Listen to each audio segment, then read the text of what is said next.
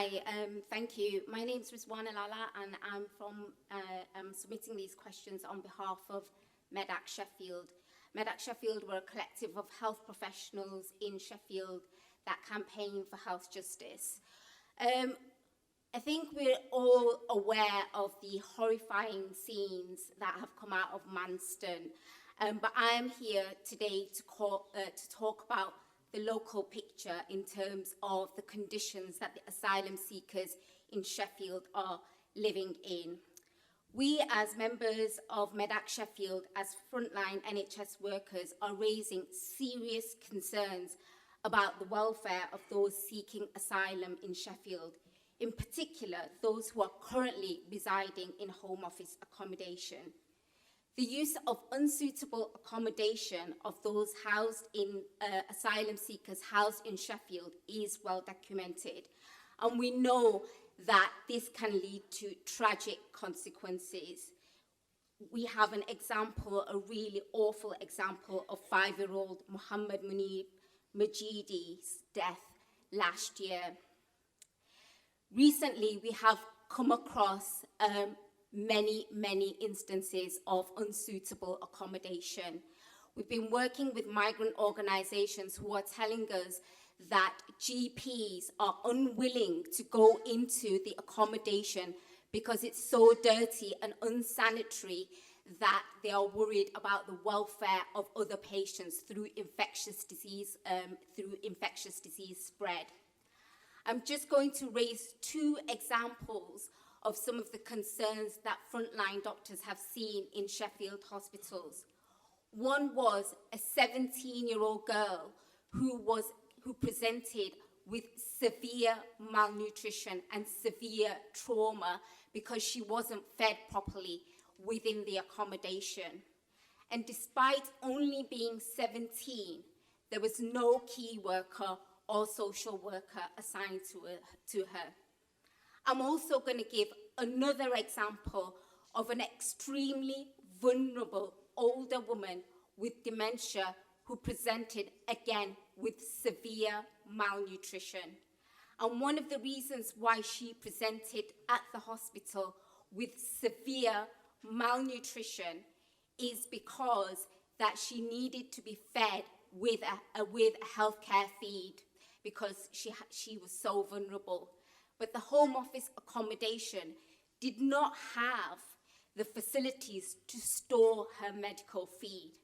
So to feed her, her son chewed the food and fed her. I know this is really graphic, but I think people need to understand the conditions that our people are living in Sheffield accommodation. It is really upsetting as frontline health workers when we are coming across these stories. And we want to understand, Sheffield has a proud history of being a city of sanctuary. And we want to know what the council is doing to ensure the welfare of the asylum seekers that are coming to our city, to ensure that their welfare is and their human rights and dignity are maintained. We also then are worried about people not accessing I'm sorry, healthcare. I'm going to have to ask you to move on to your 2 questions, please, Rizwana. Yeah, sure.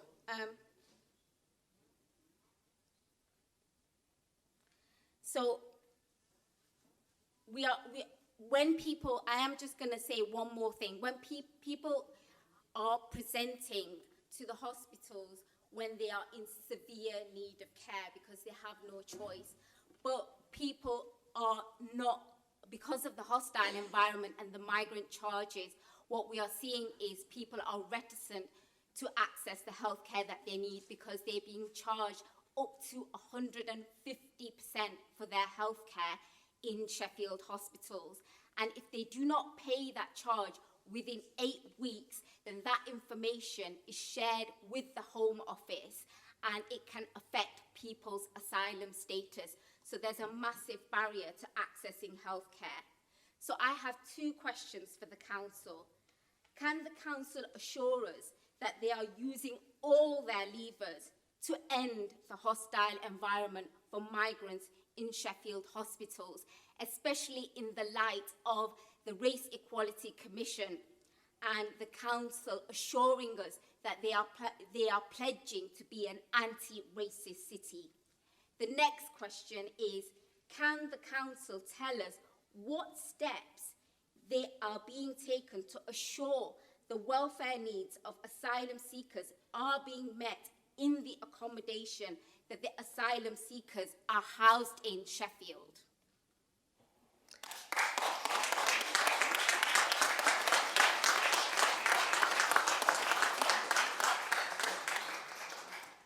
Thank you, Ms Lala. I'm going to ask Councillor Angela Argencio to answer your first question, and then Councillor Douglas Johnson will answer your second question. Angela. Thank you, Rizwana, for bringing these questions to us. I mean, we are aware of what's going on out there, but it's always important to be reminded about what really happens on our doorstep. So in terms of course, I totally agree with you, and I think we need to do all that we can to use the leverage that we have to put, pressure on what is effectively a directive from national government. So our relationship with the local NHS bodies is very strong and is getting stronger with the new structure that we're all navigating with the move from the CCG to the SCB and the relationship with the hospitals. But I and George are always prepared to ask difficult questions, and we are actually looking into organising some meetings to ask those questions. But also, can I say that public questions can be asked in all of our committees. So, for example, if you want to come to our next Adult Health and Social Care Policy Committee and you or anybody in the public wants to put more pressure on us, it's on the 16th of November. The Health and Wellbeing Board is on the 8th of December, and that one is where it's a partnership with the NHS, so there will be people that work at in the NHS there, so it's a good forum to ask questions. And also the ICP, which is the Integrated Board Partnership meeting, I believe it's on the 28th of November, but I'm not sure if that is a public meeting, but I can let you know. But I will certainly ask questions of colleagues in the NHS and see what we can do as a council. Not very much, but we can put pressure and ask those difficult questions. So thank you very much for bringing that to us. Thank you, Angela, for your thorough answer. And now, Councillor Douglas Johnson.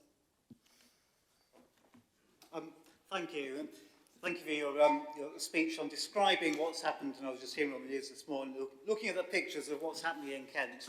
And, of course, they reflect the awful conditions that you've described there. And, of course, you also mentioned Sheffield being really proud, and this is actually the whole of Sheffield, and I don't just mean the council here. The city is proud to be, we've been the first city of sanctuary, and so we've got a long tradition of wanting to welcome people in and support people, and we have a really strong voluntary sector that does that. And I understand that we now have about, and there's a reason for this, we don't know exactly, about 1,300 men, women and children who are currently living in the city, who are currently in the process of seeking asylum. So that's the figure I'm given that. You have to remember, though, that when people come to this country, having fled persecution, and they're in need of housing, they're in need of social services, they're in need of help, they're not treated like other people. And that's a really important point.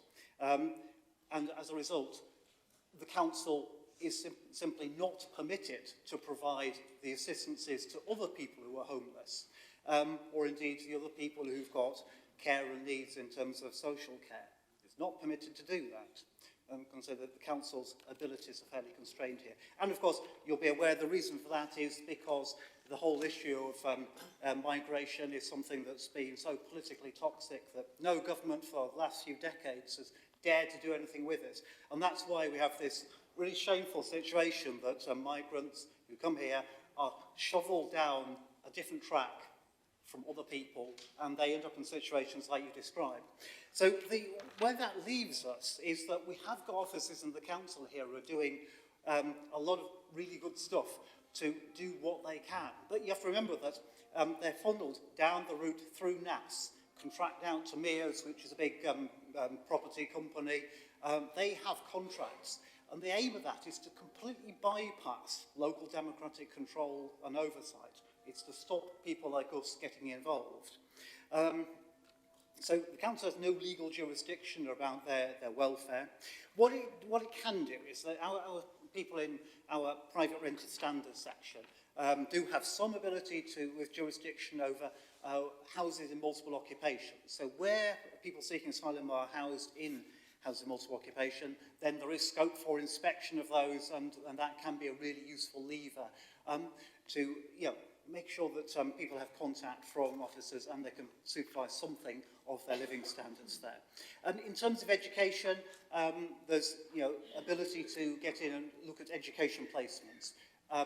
Great for asylum seekers with school-aged children, less so for those at preschool levels. And then adult and children's social care have some role in that, and the staff involved with that deal with that where they can. And not surprisingly, right across the board we're under huge pressure to spread out the services there. And then finally, I'm going to note that we have some of our environmental protection team that can occasionally get involved. But the backdrop of that is massively reduced resources for all these teams in the council. And we are firefighting against a huge corporate regime, which is Home Office outsourcing to the likes of Mears. So, a bit of a dispiriting answer, I guess, but that's where we are. Thank you, Douglas. And I hope, Rizwana, you will take up Councillor Argentio's invitation to come to ask further questions at some of the other policy committees. Right.